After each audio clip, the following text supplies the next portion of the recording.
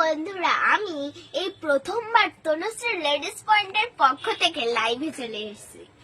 নমস্কার।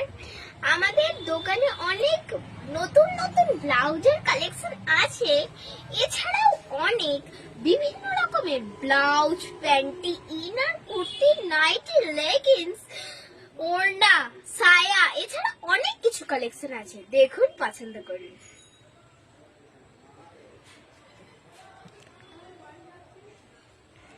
মোজা,